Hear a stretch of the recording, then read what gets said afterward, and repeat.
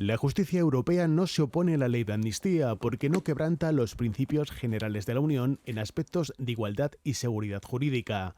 Avala la norma como una herramienta de normalización institucional. Para reducir tensiones institucionales y políticas y facilitar un escenario de reconciliación. El Tribunal de Luxemburgo tampoco se opone a que con este objetivo se elimine la responsabilidad penal de los CDR acusados de terrorismo. Consideran que no han causado graves daños. No han causado de forma intencionada graves violaciones de derechos humanos. Respecto a los actos de responsabilidad contable, consideran que no suponen un perjuicio económico para la Unión porque no salen del presupuesto europeo ni de las contribuciones del Estado a las arcas comunitarias. En la sentencia, que cuestiona el plazo de 2 meses que se dio a los jueces para su aplicación, se explica que la aprobación de una norma de este tipo es competencia de los Estados miembros y que el papel del TJUE solo se limita a dilucidar si afecta a la normativa europea. Ahora serán los tribunales españoles los que deban interpretar y aplicar el fallo. Así lo prevé la propia ley de amnistía. El Tribunal de Cuentas deberá aplicar esa amnistía a los 35 exaltos cargos catalanes que fueron juzgados y están pendientes de sentencia por el supuesto desvío de fondos públicos, entre ellos Puigdemont o Junqueras. La Audiencia Nacional deberá aplicar la amnistía a los 12 acusados por terrorismo. En la causa de malversación por ese delito hay 7 líderes independentistas procesados o condenados, como Puigdemont y Junqueras. Aquí es el Tribunal Constitucional quien va a dictar sentencia probablemente pasado el verano, pero la última palabra siempre la va a tener el Tribunal Supremo. Y de momento ya ha dicho el juez Llarena que no le va a levantar la orden de detención vigente en España. Aquí en Moncloa celebran la sentencia, su juicio despeja las dudas y piden que se aplique a los que faltan, a los líderes políticos que impulsaron el proceso independentista, entre ellos Puigdemont. Lo ha hecho en una declaración institucional el ministro de Justicia, Félix Bolaños, asegura que esto sería positivo para todos. Hay que recordar que el fallo llega cuando las relaciones entre Gobierno y Junts están rotas y antes de las negociaciones de los presupuestos. En el Ejecutivo insisten en que por su parte cumplirán todos sus compromisos. Puigdemont huyó a Bruselas a finales de octubre de 2017. Si lo hizo o no en el maletero de un coche sigue siendo un misterio. Se fugó el mismo día que la Fiscalía se querelló contra él por rebelión, sedición y malversación, tras el referéndum ilegal del 1 de octubre y su declaración un estat independent de la independencia de Cataluña. Se instaló en Waterloo y desde allí ha ido condicionando la política nacional, especialmente a partir de 2023, cuando los 7 escaños de Junts se convirtieron en vitales para Sánchez. El Partit Socialista y Junts per Catalunya han subscrit un acord marc. Así anunciaba el acuerdo de investidura tras una negociación con Santos Cerdán. A cambio pidió amnistía. Queda aprobada la proposición de ley orgánica. Se aprobó en mayo de 2024, pero el Supremo rechazó aplicarla a la malversación y, por tanto, la orden de detención de Puigdemont sigue vigente. El expresidente también ha condicionado la política catalana. Se presentó a las últimas autonómicas y se trasladó temporalmente al sur de Francia para la campaña electoral. No ganó, pero recuperó el liderazgo del partido y, desafiando a las autoridades, se plantó en Barcelona el día de la investidura de Illa. Dio un discurso en pleno centro ante miles de personas. La veu del poble de Catalunya. Y ante los focos de decenas de cámaras. Terminó y se esfumó. ¿Dónde está Carles Puigdemont? Se puso en marcha la Operación Jaula para intentar detenerle, pero logró huir de nuevo y se investiga si fue con ayuda de varios Mossos. A finales del año pasado, su partido rompió relaciones con el PSOE. Al punt final a la colaboración. Y como PP y Vox han instado a Sánchez a dimitir. Ahora el posible regreso de Puigdemont abre varias incógnitas, desde la reorganización de Junts en plena pugna con Alianza Catalana, incluso con un posible sorpaso, hasta su posición tras las próximas elecciones generales. Los 5 jueces que han estudiado los recursos afirman que la decisión de Peinado de enviar a juicio con jurado a Begoña Gómez no es arbitraria ni contraria a derecho, porque ven indicios de posibles delitos. Eso sí, la Audiencia Provincial le retira 2 de ellos, apropiación indebida y corrupción en los negocios, y mantiene los de malversación y tráfico de influencias. Para los magistrados, que Begoña Gómez esté casada con el presidente del Gobierno es por sí solo una presión moral eficiente, dicen, para poder conformar un tráfico de influencias. Y sobre las medidas cautelares, la audiencia madrileña contradice a Peinado y le devuelve el pasaporte. Ya podrá viajar libremente y no necesitará ir a firmar al juzgado cada 15 días. El auto afirma que no había riesgo real y efectivo de fuga. Sobre la referencia de Peinado a que la policía podría ayudarla a escapar, la audiencia dice que fue una redacción poco afortunada.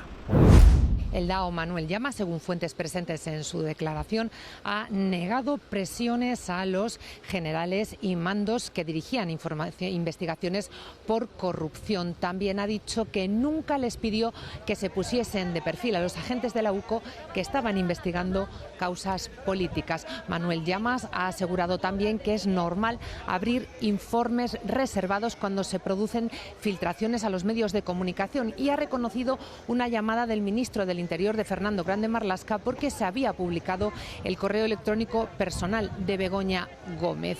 Mañana será el turno de Mercedes González porque el interrogatorio del DAO ha durado más de 2 horas. Ella tendrá que explicar su relación con Leire Díez y con la trama que presuntamente trataba de boicotear investigaciones que afectaban al PSOE. La presidenta interina de Venezuela, Delcy Rodríguez, se va a querellar finalmente contra el empresario Víctor de Aldama por un delito de injurias. El comisionista del caso Coldo afirmó que ella le entregó un sobre con dinero de la petrolera venezolana para financiar ilegalmente al PSOE. Hoy se ha celebrado un acto de conciliación entre los abogados de ambos en un juzgado de Madrid y Aldama no se ha retractado de sus palabras.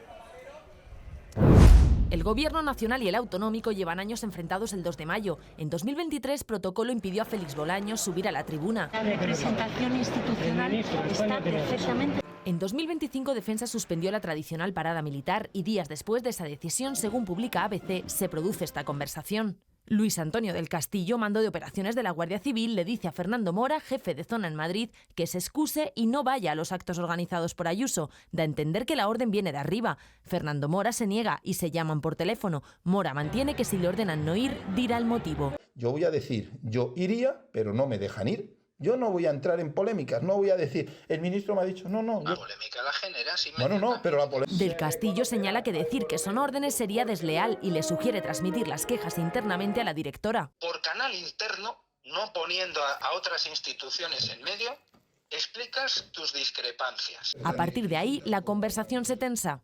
Jefe de zona 3 años, me parece perfecto. Y jefe de comandancia 5, y sé que si te excusas a un acto de estos, pues no pasa nada que no vayas. ¿Me perdonas un segundito? Si esta decisión que está tomando el Ministerio, ¿por qué la está tomando? Por una valoración política. Y Mora añade. Le están pegando una patada a la presidenta de la comunidad en mi culo. Del Castillo desliza que si el general no está de acuerdo puede irse. Él responde que no. Yo lo veo completamente distinto. Yo entiendo que en un momento dado tú te plantes y digas, yo esto no lo acepto. No tengo por qué irme. Si me queréis echar, me echáis, mi general. Después la conversación se zanja. La siguiente interacción, según ABC, esta. Se le da permiso a Fernando Mora para asistir a los actos. La misma dirección de la Guardia Civil, que trataba de boicotear investigaciones de sus subordinados sobre la corrupción del Partido Socialista, es la misma dirección de la Guardia Civil que ha tratado de boicotear a la presidenta de la Comunidad de Madrid y tenemos pruebas de ello, como hemos conocido en el día de hoy. Lo que es un escándalo es que la señora Díaz Ayuso haya expulsado a la representación del Gobierno de España de los actos institucionales que organiza. ¿Ustedes se imaginan que la Policía Municipal asistiera a un acto en el que se excluyera o se expulsara al alcalde de Madrid? La noche ha sido crítica. El fuego arrinconó a los efectivos de la UME y bomberos en Asín. Entró por 2 flancos y les sorprendió. La casa ardiendo, me cago en Dios. Han tenido que evacuar de forma rápida el municipio porque estaban totalmente rodeados. Todo lo que no eran viviendas, menos esas 2 o 3 casas, todo lo demás se ha quemado. A los vecinos de Asín y otros 3 pueblos se les desalojó ayer por la tarde. A mediodía se ha evacuado también un castillo. Cuidado con detrás, 250 efectivos de la UME se han sumado al amplio dispositivo que incluye bomberos, Guardia Civil, 15 aviones del MITECO. Preocupa el flanco izquierdo porque no se espera que el viento sur dé una tregua hasta esta noche. El lado izquierdo en función de la dirección del viento, pero sin desatender lo que es el flanco derecho por el cambio de viento previsiblemente que puede darse hacia las últimas horas del día.